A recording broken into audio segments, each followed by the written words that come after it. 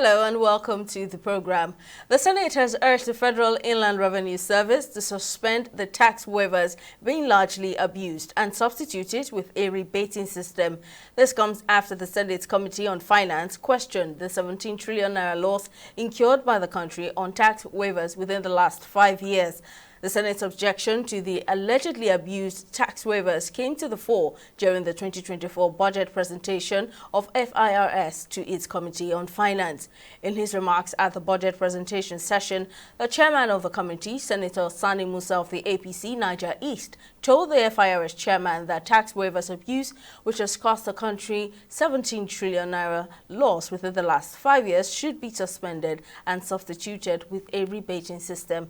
Similarly, the chairman of FIRS, Zach Adedeji, who made a projection of 19.4 trillion naira as targeted total tax collection for 2024, insisted that the fresh 2.7 trillion naira tax credit planned for road construction in the country by the Central Bank of Nigeria, CBN, should be stopped. The FIRS chairman, in his presentation, informed the committee that to save Nigerians from multiple taxation, FIRS, in collaboration with a committee set up by President Bola Tinubu, would reduce the 62 different taxes to 8.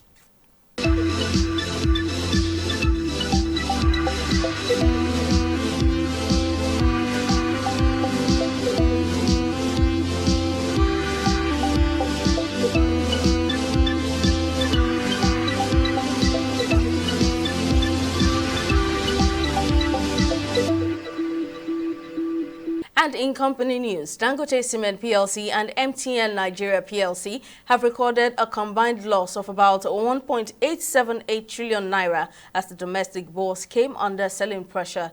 Recent figures show that both companies' stocks dropped by a maximum of 10% each at the close of trading as investors stepped up profits taken. For Dangote Cement PLC, it closed the trading day at 686 naira 70 kobo per share with a market capitalization of 11 trillion naira on the Nigeria Stock Exchange. Similarly, MTN Nigeria shares declined to 247 naira 50 kobo per share with a market capitalization of 5.196 trillion naira.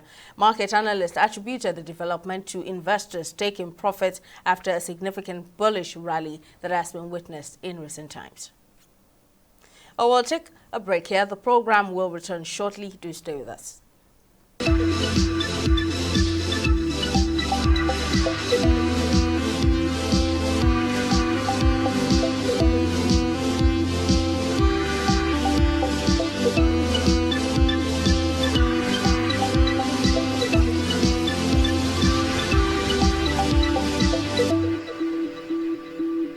Welcome back. Now, the Economic and Financial Crimes Commission, EFCC, has set up a task force to enforce extant laws against currency mutilation and dollarization of the economy. The move comes following the arrest of some perpetrators of issuance of invoices in dollars and mutilation of the naira in Lagos and Port Harcourt. The Anti-Corruption Agency also mentioned that it has extended invitations to private universities and other institutions of higher learning that charge fees in dollars. Now, according to a statement on its official X handle, the Anti-Graft Agency has set up the task force in all its zonal commands as an attempt to protect the economy from abuses, leakages and distortions, exposing it to instability and disruption. Let's discuss this further. Public affairs analyst Lloyd Onyuke is my guest on the program. And so the currency mutilation has become some sort of lifestyle of citizens in Nigeria. What do you make of the EFCC's task force to enforce extant laws against the practice? Do you think it will be effective? It's not the first time that our government will come up with decisions to curb currency mutilation. So first of all, what is currency mutilation? It's basically the damaging of notes, in this case, naira notes, from what it's supposed to look like, what it's supposed to be, to, something else that has been damaged, defaced, torn, or shredded to some extent. So it's not the first time. We've had times when governments will come up to say, especially CBN, to say that they would apprehend, arrest, jail people who abuse the naira. Whether this will work remains to be seen, because we have a culture where at weddings, at funerals, at parties, individuals want to spray the naira and in the process also step on it. So we have that as a culture. I think that we need to begin to do a national reorientation of these values. So it's one thing for government to come out, the EFCC to come out and say we are going to fight this, we are going to curb it, but I think that a lot of work needs to go into sensitizing people, changing our lifestyle, and providing alternatives. What are the alternatives? People like the euphoria of being thrown money, So what do we replace with that with, So I'm not sure that it would actually work, for the simple reason that it's entrenched, it's endemic in Nigerians, and there are not very feasible alternatives. And then, yes, government, to their credit, has been talking about it for years now. But I think that they need to provide alternatives, first of all. Now, for quite some time, the dollarization of the economy has been the albatross of the naira. The unregulated use of the dollar in the Nigerian economy has also increased the demand for it. Do you think the EFCC will record any success addressing this problem? It's a problem of the will of government to be true to its word or comments, its policies. So this policy of trying to reduce dependence on the dollar by Nigerians, Nigerian businesses, it's a noble one. It's actually a noble one. It is how the government drives it that would matter. So, so we have a number of problems that have fought against the strengthening of the naira. If you look at the years, the statistics under Obasanjo, the naira was about 100 naira to the dollar, a little above 100 naira. Yaradua met it at 122 point something, and then left it there it was about 134 naira at the black market, and then Jonathan also kept it below 200 naira, 197 at the point. And then in 2015, when Buhari took over, the dollar began to rise in exponential bounds and leaps. And what you have today, the naira crossed the threshold of 300 under Buhari, and rose to 500, 700 under him. And then under Bola Tinubu, we have a case where the naira has exceeded 1,000 naira, exceeded 1,500 naira to the dollar. So it's like a free fall. People have talked about the devaluing of the strength of the naira. Between 2022 and 2023, September, naira lost 40% of its value. So it gives a lot of concern. If the government is now looking at reining in this free fall, as it's called in economics, in finance, this free fall of the naira, and then the EFCC and government agencies are coming up with stringent measures to deal with offenders, people who are instrumental to the bloating of the value of the dollar to the naira, then it's commendable.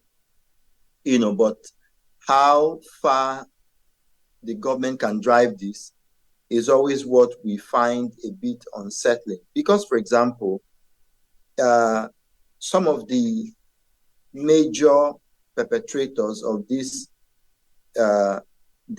crime are also government agencies, public officials.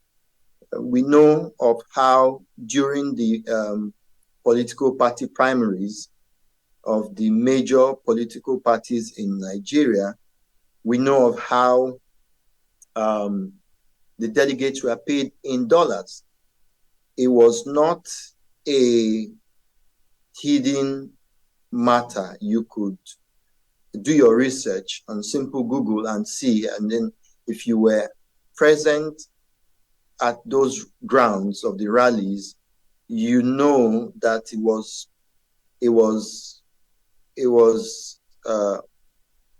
everyone saw it, that the delegates were being paid in dollars, and you're talking of thousands of dollars per person.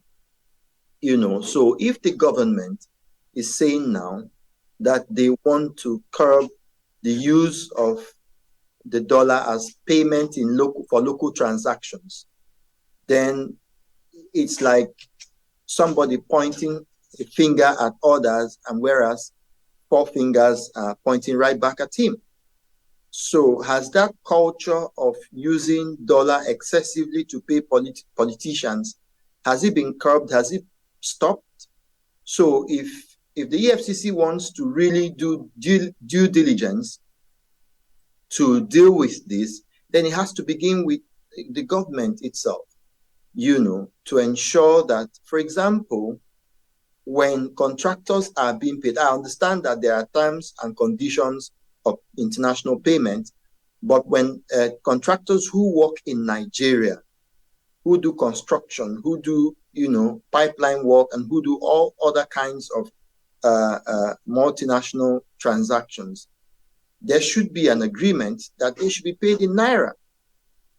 Now, I know that oftentimes when they are paid in Naira, their money is trapped because they are unable to repatriate some of it as they should to their foreign base, but there should be an understanding that a certain percentage of their payment will be made in Naira, so that we also find that the economy will begin to work based on the usefulness of the Naira, and it to reduce the issue of scarcity. So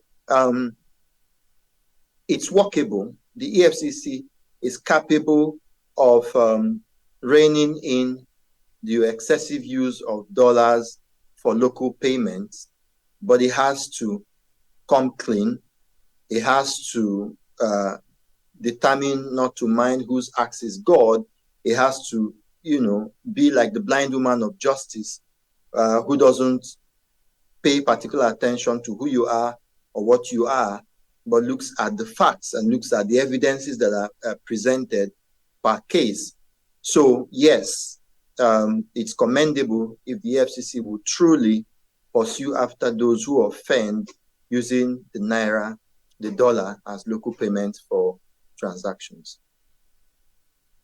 So a number of Nigerian private universities and polytechnics charge tuition in dollars rather than in Naira, and we know how much damage this is doing to the nation's currency. And will this change anytime soon? Do you think it will change anytime soon? Yes.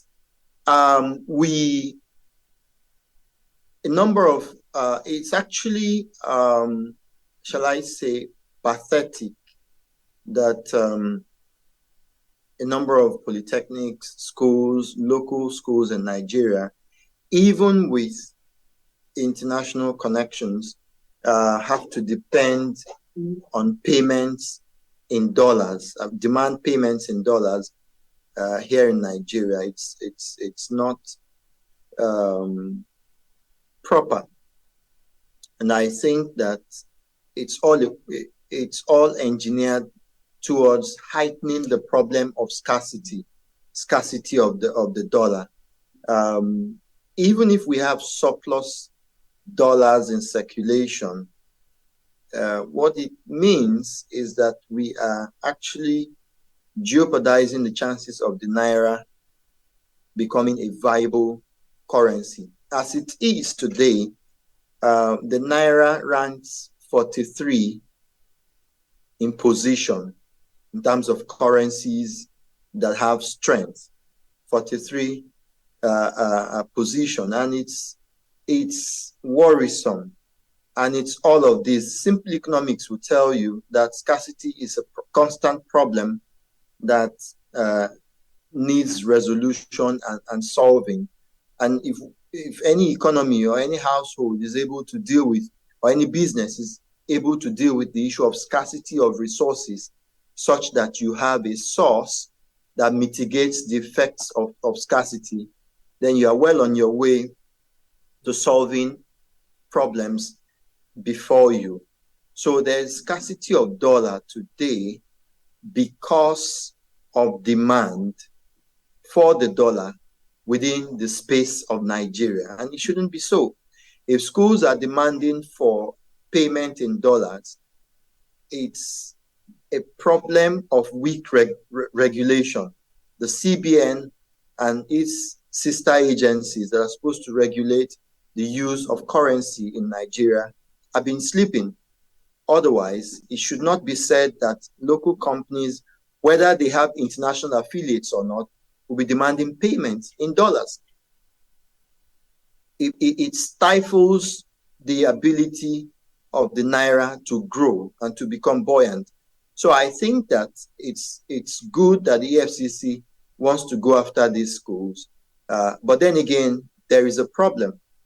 The problem, why not all, there may be companies that legitimately are demanding for payment in dollars, but there are also companies that are demanding for payment in dollars dubiously, because the owners of this company want to be able to lay hold on dollars, store them as a means of, because they know the dollar is always on the increase, as a means of foreign exchange transaction, and then make margins on them, and they have sound returns. But on the other side, there are companies who have previously operated payments in naira. But here's the problem for them.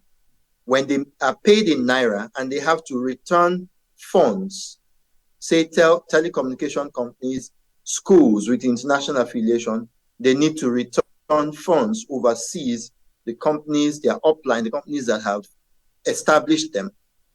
The reality is that the CBN and the financial system in Nigeria is unable to provide dollars for them to repatriate, to make payments, or to return to their uplines. And so that scarcity rears itself up again.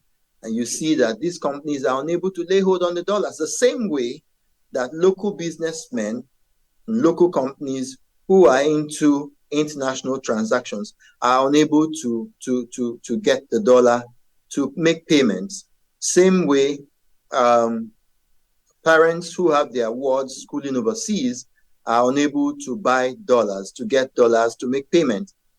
Importers are unable to find the dollar to make payments. So all of these very worrisome scarcity challenges actually beset the entire subsector of Forex and bogs down on the ability of companies to meet the obligations. So while there are companies that are illegitimately storing the dollar, demanding payment in dollar, there are also companies that legitimately demand dollar payments and are unable to get. So if the EFCC is able to wade in and look critically into that sector, into these transactions, and see whether their demand for payment in dollar is legit or not, then again, at the end of the day, it becomes a matter of government policy.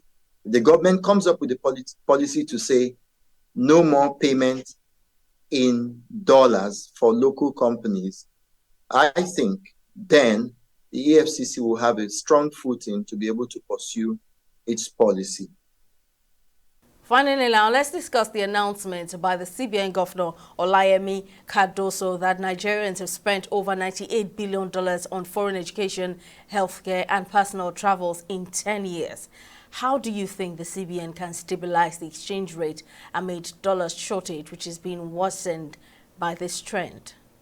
So, indeed, it's a very worrisome statistic to know that $98 billion,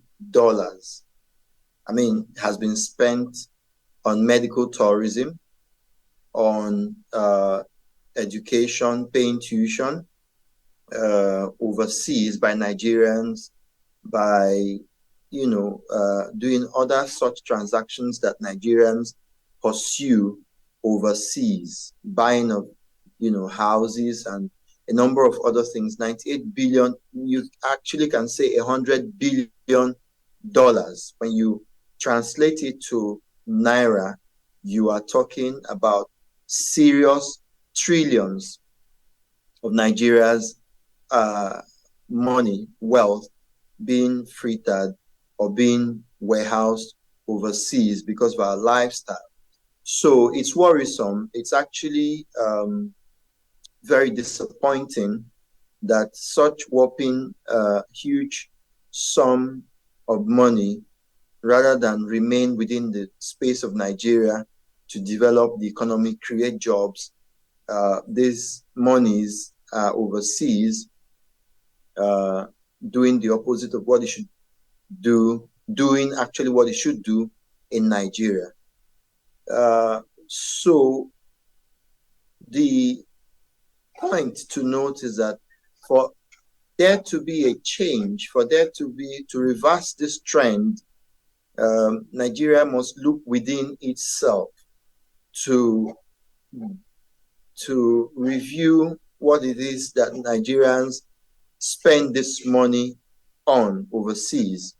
So it's all a question of, it's like a card of dominoes.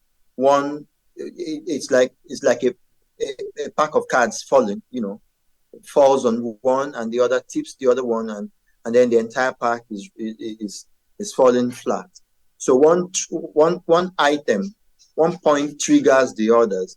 And if the economy is not conducive, if there is insecurity in Nigeria, if the country is not doing well economically, if there is insecurity such as we have today, and so you have the Japa syndrome reigning supreme now in this country, that people would rather spend 15 million, 20 million, 30 million naira, which interestingly could have been invested here in this country to better their lives, and then they have a middle class, as it were, even sometimes upper middle class lifestyle.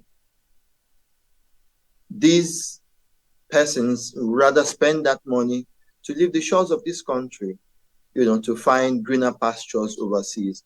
If the country, if the leaders of our nation can identify these points, medicine, healthcare, identify education, not just education, but also developing human capital, so that when students go through the four walls of a university and come out, they are afforded good jobs and can make a living here in this country. If our nation can look at medical tourism and reverse it by providing adequate health care, insurance for our citizens, then we would begin to talk about how we can reverse the trend. The CBN has a lot of roles to play, not just to reel out, not just for the CBN governor to reel out these figures to us, but to find it an embarrassment that these figures are being reeled out. And right now in this country, the economy is actually stifling. The policies of this current administration is stifling the citizens, killing businesses. We hear of companies that are folding on daily basis in this country because they are unable to support the smooth running of their business. So the way to go will be to curb the excesses of government. A few months ago, we saw the retinue of aides that followed the president overseas. We even know that as we speak, if the president, the current president, the previous president needed, and then some other presidents in the past, if they needed medical attention, they don't seek that medical attention within the shores of this country. And then you ask yourself, What medical equipment do you need to provide health care for the president and for his ministers and for top Nigerians and for low Nigerians that the Nigerian government cannot import or buy? We have very smart professors of medicine. We have very smart professors of all fields in this country. So there's no reason why we should be having the repatriation of our funds overseas to pay for medical tourism, to, do investments that these people pursue overseas. So for us to reverse this trend, what is important is to identify these areas that monies are spent overseas and to do something similar within the Nigerian space. If you go to the National Hospital in Abuja, as we have known, there's hardly any equipment there that can provide comfort for the politicians. Otherwise, they won't go overseas. The question would be, why won't they provide these things within the country?